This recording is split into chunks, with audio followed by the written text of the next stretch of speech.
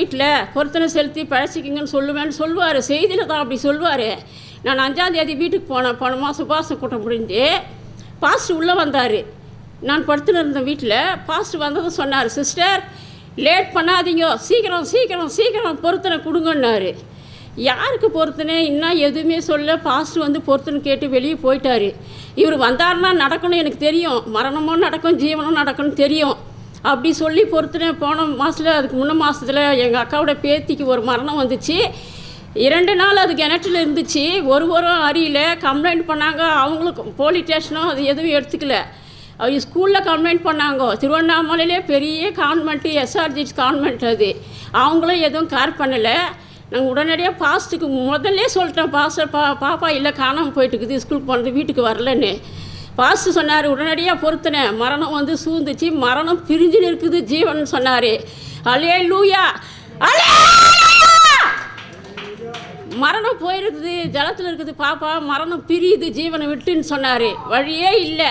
பொறுத்தனைக்கு உடனடியாக ஏற்பாடு பண்ண போது பாஸ்டர் சொன்னார், கிணத்துக்குள்ளே தான் இருக்குதுன்னு சொல்லி. 2 நாள் ஆச்சு. போலீஸ் ஸ்டேஷனும் தேடல, ஸ்கூலும் தேடல. பாஸ்டர் வாயில் வந்த பிறகு மரணம் இருக்குது பாப்பாவுக்கு, கிணத்துல தான் இருக்கிறான்னு சொன்னாங்க. அந்த போலீஸே கண்டே பிடிக்கல. அதுக்கப்புறம் வந்து பொருத்தனை செலுத்தி அதுக்கு ஜீவன் 6 பாம்பும் கடிச்சிச்சு, அதுக்கு ஜீவனும் கொடுத்தாரு. இயேசு கிறிஸ்து எங்கே இருக்கிறாரு? இவர் சரீரத்தில் தான் இருக்கிறாரு. உலக ஜனங்கள் வந்து அது கண்டு கொள்ள, யாருடைய கண் காணப்பட்டதோ அவங்க பாக்கியவான்னு சொல்லியிருக்கிறாங்க. சாலமோனாக வந்து அரசாளக்கூடிய வருகிற நாளிலே அரசாளக்கூடிய ராஜாவாக இருக்கிற இந்த சாலமோனுடைய வாயிலிருந்து வந்ததான வார்த்தை தரிசனத்தில் வந்து கேட்டார், பொருத்தனை கொடு சிஸ்டர், சீக்கிரம் சீக்கிரம் லேட் பண்ணாதன்னாரு. நான் கொஞ்சம் பொருத்தனை தராமல் இருக்கிறேன், எனக்கு உடம்பு சரியாத போது கொஞ்சம் பேலன்ஸ் இருந்துச்சு, அதைத்தான் கேட்டார் போல் இருக்குதோன்னு சொல்லி யோசனை பண்ணேன். அப்புறம் சீவன் ஃபோன் பண்ணி சொன்னேன், அதாவது பாஸ்டர் பொருத்தனை கேட்டார்னா சரி குத்துடலாமான்னு சொன்னார். எனக்கு கொஞ்சம் பேலன்ஸ் இருக்குது அதுதான் சொன்னார். நாங்கள் அப்படியே இருந்துக்குன்னு இந்த பூலியத்துக்கு போயிருந்தோம். புக் எடுத்துன்னு போனேன். எப்போவுமே அவ்வளோ ஆவேசமாக உற்சாகமெல்லாம் போனது கிடையாது. அவர் தான் போவார், நான் கூட போவோம். அப்புறம் புக் எடுத்துன்னு போயிட்டு கொடுத்துட்டு வந்தேன். எல்லார் வீட்டுக்கும் கொடுத்துட்டு 5 புக்கு எடுத்துன்னு போனேன், எல்லாருக்கும் கொடுத்துட்டேன். சரி சொல்லிட்டு ஒரு புக்கு எடுத்துகிட்டு போனேன். அவர் எங்கள் அண்ணன் வந்து கொஞ்சம் ஒரு 10 ரூபா சார்ஜில் இருக்கிறாரு, சொந்த அண்ணன், எனக்கு பெரியவர். அவருடைய வீட்டுக்கு நான் போனேன். புக்கு கொடுத்துட்டு நான் வந்துட்டு எதுவுமே சொல்லலை. பாஸ்டர் சொன்னார், அது நடக்குமே, யாரும் சிக்க போகிறாங்க யாருன்னே தெரியல, நான் மரணம்னு சொல்லிட்டாருன்னு சொல்லி கொஞ்சம் பாஸ்டர் பேசுனது பெலன் தான் இருந்துச்சு, எனக்கு பெலன் இல்லாமல் போகல. அப்புறம் சரின்னு சொல்லிட்டு அந்த புக்கு கொடுத்துட்டு வந்துட்டோம். 10 நாள் ஆச்சு. பாஸ்டர் வந்ததுமே மறுவாரமே பாஸ்டர் வந்து 5ஆம் தேதி தரிசனத்தில் சொன்னார், பொருத்தனை கொடு சிஸ்டர், மரணம் இருக்குது அப்படின்னாரு.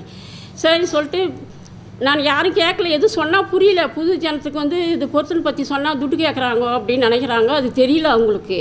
அதுக்கப்புறம் ஒரு 5-6 நாளாக திருப்பி அந்த புக்கு எடுத்துன்னு போகிறது, எல்லா இடத்துலையும் கொடுத்துட்டு வர்றது, பஸ் ஸ்டாண்டில் அப்படி இப்படி யார் ஜனம் பார்க்குறோமோ அங்கே கொடுத்துட்டு நான் வீட்டுக்கு வந்துடுவேன். வீட்டுக்கு வந்தால் உடனடியாக நான் செய்தி புக்கு கொடுத்துட்டு வந்துட்டாங்க. படித்தாங்களோ என்ன தெரியல.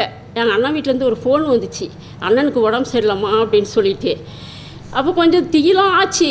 ஏன்னா அவர் சொல்லிட்டாரு, அவர் வந்துட்டார், உள்ளே பொருத்தனை கேட்டுக்கிறாரு, பொருத்தனை செய்யணுமே. எந்த தைரியத்தில் பாஸ்டர் எங்கள் அண்ணனுக்கு உடம்பு சரியில்லை ஃபோன் பண்ணுங்கன்னு எப்படி கேட்குறது? நம்ம பொருத்தனை தெரியும், பொருத்தனை வந்தால் தான் அவர் பலி வாங்கினா தான் அவர் வருவார்னு தெரியும். இப்போ கேட்குறதுக்கு கொஞ்சம் தைரியம் இல்லை.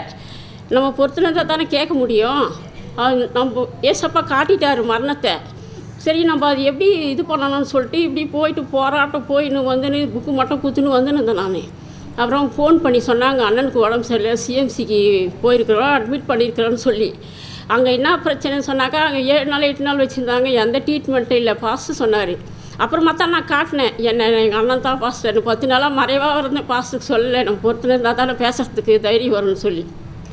அதுக்கப்புறம் 10 நாளுக்கு பிறகு பாஸ்டருக்கு சொன்னேன், அப்பா அண்ணன் தான்ப்பா, மாதிரி இருக்கிறாங்க, பிரச்சனை இருக்குது. பாஸ்டர் சொன்னார், தரிசனத்தில் சொன்னார் பாருங்கள். அப்போ தான் சொன்னார், சிஸ்டர் உடனடியாக பொருத்தனை செலுத்துங்க, 2 மரண தூதன் அந்த வீட்டில் இறங்கி இருக்கிறான், 2 பேருக்கு மரணம் சம்பவிக்கும். பொருத்தனை நீங்கள் பலி செலுத்தலைனா, பொருத்தனை வந்து இவருக்கு கிடையாது, காசும் இவருக்கு கிடையாது, பலி வந்து கடல் வாங்கி புக் வச்ச பிறகு தான் அந்த ஜீவன் திரும்ப வருது அப்படின்ற பட்சத்தில் சொன்னார் பாஸ்டர். அப்போ நினச்சேன், பாஸ்டர் வந்து 12 மணிக்கு வந்தார், எகிப்துக்கு ஏசப்பா போனார், 12 மணிக்கு மரணம் வீட்டுக்கு நான் வருவேன்னு சொன்னார்.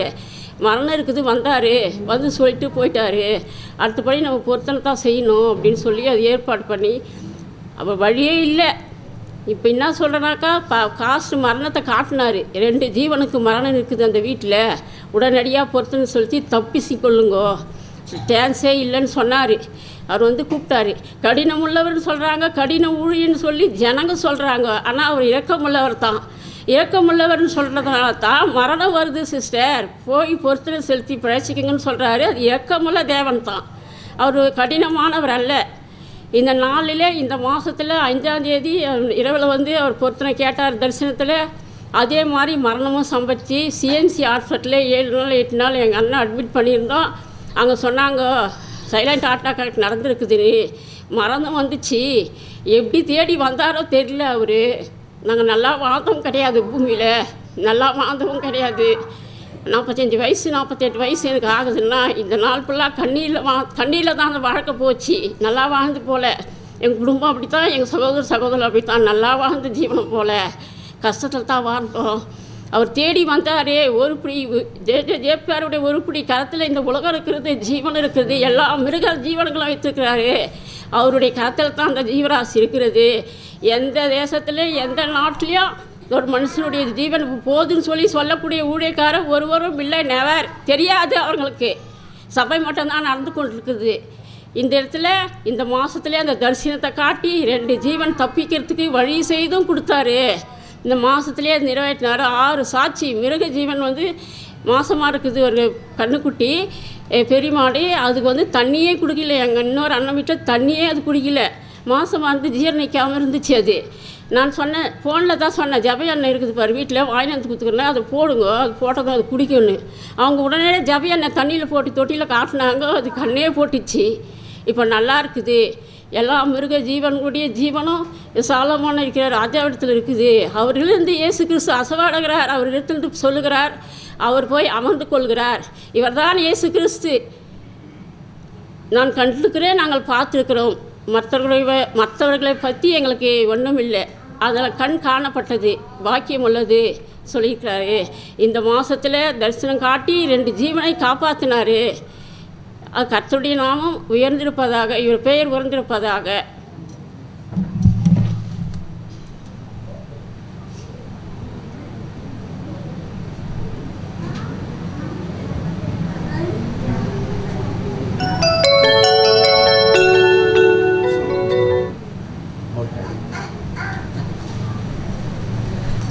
கர்த்தருக்கு ஸ்தோத்திரம். கர்த்தருடைய பெரிதான நாமத்துக்கு ஸ்தோத்திரம்.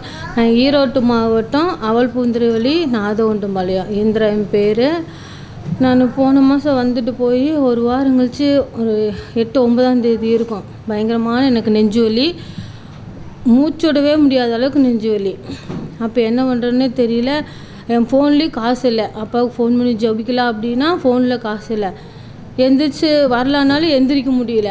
என்ன பண்ணுறதுன்னு எனக்கே ஒன்றும் புரியல. நெஞ்சு வலிக்குது, வயிற்றை பெட்டுது, வாந்தி வர மாதிரி இருக்குது, ஒரே தலை சுத்தல். நிற்கவும் முடியல, நடக்கவும் முடியல, எந்திரிக்கவும் முடியல. என் கணவரும் வேலைக்கு போயிட்டார். திடீர்னு 10 மணியாட்ட பயங்கரமான வலி. என்ன பண்ணுறது அப்படின்ட்டு அப்படியே நெஞ்சு பிடிச்சிக்கிட்டே உட்காந்துருந்தேன். ஏசப்பா, என்னால் நெஞ்சு வலிக்குது ஆண்டவரே, என்னால் ஒன்றும் பண்ண முடியல ஆண்டவரே. கர்த்தரே ஆவியானவர், கர்த்தருடைய ஆவி எங்கே எங்கள் விடுதலை உண்டுன்னு சொன்னீங்களாப்பா. உம் ஆவி என்னை விடுவிக்கட்டும் ஆண்டவரே. 2 கொரிந்தியர் 12:9 சொல்லியிருக்கிறீங்க சுவாமி. 2 கொரிந்தியர் 3:17 கர்த்தரே ஆவியானவர், கர்த்தருடைய ஆவி எங்கே எங்கள் விடுதலை உண்டுன்னு உம் ஆவி என்னை விடுவிக்கட்டும் ஆண்டவரே. அப்போஸ்தலர் 1:8 கர்த்தருடைய ஆவி உங்களிடத்தில் வரும்பொழுது நீங்கள் பலன் அடைவீர்கள். யூதேயிலும் சமாரியாவிலும் பூமியின் கடைசி பரியந்து எனக்கு சாட்சியாக நிற்பேன்னு சொன்னீங்களப்பா. உமக்கு நான் சாட்சியாக நிற்கிறேன். எனக்கு பலனை கொடுங்கப்பா. எனக்கு பலனே இல்லைப்பா. உம்முடைய பலன் எனக்கு பூர்ணமாக விளங்கட்டுங்கப்பா. 2 கொரிந்தியர் 12:9 சொல்லிக்கிறீங்களப்பா. என் கிருபை உனக்கு போதும், உன் பலவீனத்தில் என் பலன் பூர்ணமாக விளங்குன்னு சொன்னீங்களப்பா. உம்முடைய பலன் எனக்கு பூர்ணமாக விளங்கட்டும் ஆண்டவரே அப்படின்னு சொல்லி மனசுக்குள்ளேயே ஜெபம் பண்ணிக்கிட்டே இருந்தேன். சரி, ஃபோன் இருந்தால் அப்பாவுக்காவது ஃபோன் பண்ணி செபிக்கலாமே அப்படின்னோடனே கொஞ்சம் வலி குறைஞ்சிது. அதுக்கப்புறம் கடைக்கு நடந்து வந்து பக்கத்தில் இருக்கிற எங்கள் கடைக்கு பக்கத்தில் டெய்லர் கடை, அங்கே வந்து எங்கள் அண்ணன் முண்டாடிக்கிட்ட ஃபோனை வாங்கி அப்பாவுக்கு ஃபோன் பண்ணேன். அப்பா, எனக்கு நெஞ்சு வலிக்குது, என்னால் பேச முடியல, நடக்க முடியலப்பான்னு. அப்புறம் உடனே ஜெபம் பண்ணிவிட்டு, சிஸ்டர் மரணக்கட்டு இருக்குது, நீங்கள் உடனே பொறுத்துனே செலுத்துங்க அப்படின்னாரு. சரிங்கப்பா, அவங்க வேலைக்கு போயிட்டாங்க, நான் தான் கடையில் இருக்க, அவங்க வந்தோடனே சொல்கிறேன் அப்படின்னு சொன்னேன். சரி சிஸ்டர் அப்படின்னு சொன்னாங்க. அப்புறம் சரின்ட்டு அதுக்கப்புறம் அவங்க ஃபோனையே வாங்கி என் தம்பிக்கு ஃபோன் பண்ணேன். என் ஃபோனுக்கு காசு போட்டு விட்டு பையானோடனே அவன் உடனே போட்டு விட்டதுக்கப்புறம் அப்புறம் இவங்க நைட்டு வந்தோடனே அப்பாட்ட சொல்லி ஜெபம் பண்ணிவிட்டு அதுக்கப்புறம் இந்த மாதம் ஃபுல்லாக ஜெபத்துலேயே தான். ஒரு நாளும் ஃப்ரீயாக இருக்கவே இல்லை, எந்த வேலையும் செய்ய முடியல, கடையை நிற்க முடியல, ஜெபமே தான். ஒவ்வொரு நாளும் ஜெபத்துலேயே தான் இருந்த எல்லா வேலைகளையும் என் கணவரே தான் செய்தார். நமக்கு ஜீவோலி கொடுக்கல அப்படின்னா இன்றைக்கி நான் இந்த இடத்துல உயிரோடு இருந்திருக்கவே முடியாது.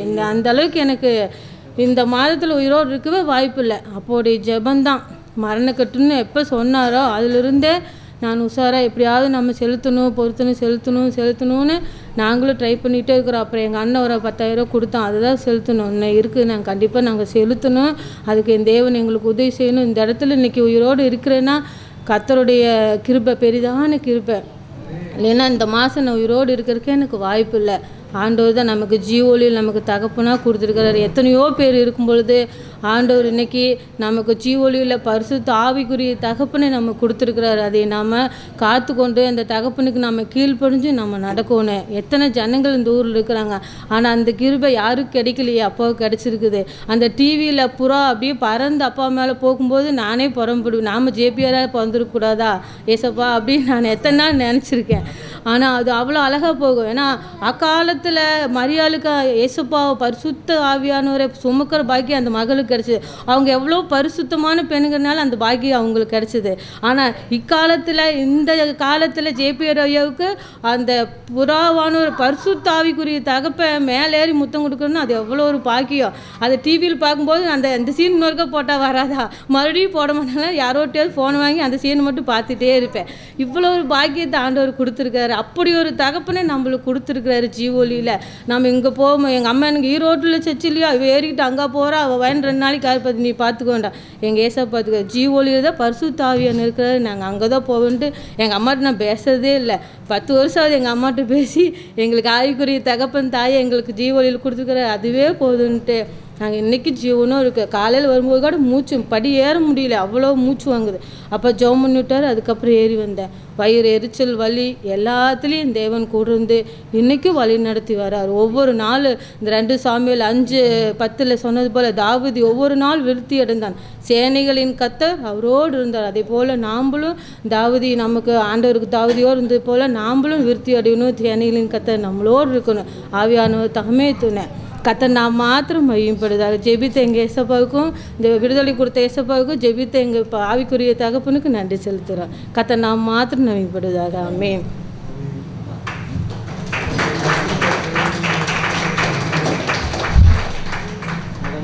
நாமக்கல் மாவட்டம் பரமத்தி வேலூர். என் பேர் இந்திரா. நான் எங்களுக்காக என்னை சாட்சியாக நிறுத்தின என் தகப்பனுக்கு நன்றி செலுத்துகிறேன். எனக்காக ஜெபிச்ச பிரதருக்கும் சிஸ்டருக்கும் நன்றி செலுத்துகிறேன்.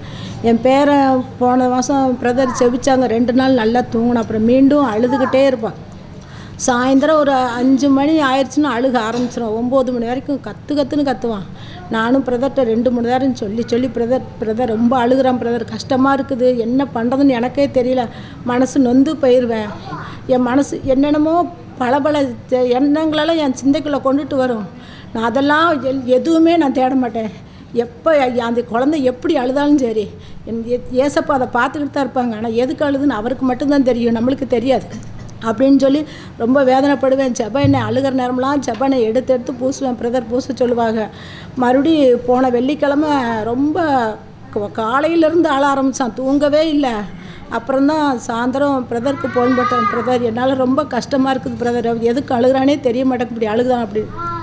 இப்போ பிரதர் சொன்னாங்க, சரி சிஸ்டர் நான் ஜெபம் பண்ணி விடுதேன், நீங்கள் எதுவும் கவலைப்படாது அப்படின்னு சொல்லி 2 தரம் பிரதர் ஜெபம் பண்ணி விட்டாங்க. அந்த ஜெபம் பண்ணி விட்டதுலேருந்து ஆண்டவருக்குரியோ இப்போ எந்த அழுகையும் இல்லை. ஆண்டவர் நல்ல ஒரு விடுதலை பேரனை கொடுத்தார். இப்போ நல்லா தூங்குறான், எந்த பிரச்சனையும் இல்லை.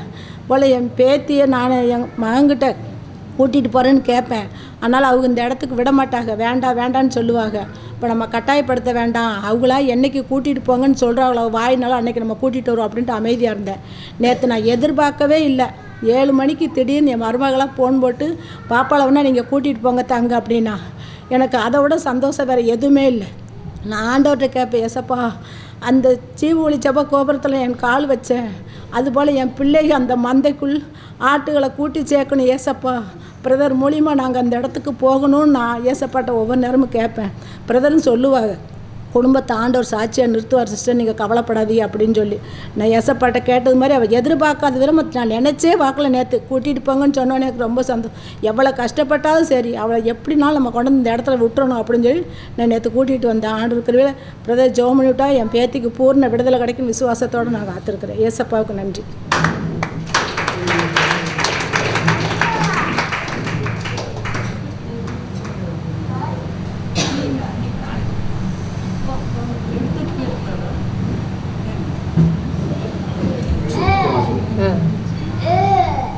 கர்த்தருக்கு ஸ்தோத்திரம் உண்டாவதாக. நான் சிவகங்கையிலேருந்து வரேன். என் பேர் கோமதி. போன மாதம் வந்திருக்கும்போது இது பண்ணிட்டு போனேன். ஏதோ காலில் சின்ன புண்ணாக இருந்தது. அது அப்படியே அந்த சேலை உரைச்சி அது நரம்பு பகுதியில் இருக்கிறதுனால ரொம்ப பெருசாக இருந்தது. டாக்டர்கிட்ட போய் என்னத்துக்கு டாக்டர்கிட்ட போகாமல் பாஸ்டருக்கு ஃபோன் பண்ணி சொன்னேன். பாஸ்டர் சொன்னாங்க, எதுக்கும் ரத்த டெஸ்ட்டு எடுத்துக்கோங்கம்மா, சுகர் பாருங்கள் எவ்வளோ லெவலில் இருக்குன்னு அப்படின்னு சொன்னாங்க. சரின்னு பார்த்துக்கிறதுக்காக நான் போயிருந்தேன். போனவுடனே சாப்பிட்றதுக்கு முன்னாடி 197, சாப்பிட்டதுக்கப்புறம் 258 ஹையாக தான் இருந்துச்சு. ஆனால் நான் பயப்படலை. ஆண்டவர் எப்படியும் சுகம் கொடுப்பாருன்னு அந்த எண்ணெயவே தொட்டு வச்சேன். இருந்தாலும் அது அப்படியே ஆடுற மாதிரி இல்லை. சின்ன ஒரு டியூப் வாங்கினேன். அப்போ எங்கள் வீட்டில் பக்கத்தில் இருக்கிறவங்க அக்குபஞ்சர், என்னம்மா நீ இப்படி ஸ்ட்ரோக் வந்திருக்கு, அது வந்திருக்கு, நீங்கள் மாத்திரை சாப்பிடாமல் இப்படி எப்படி நிப்பாட்டினீங்க?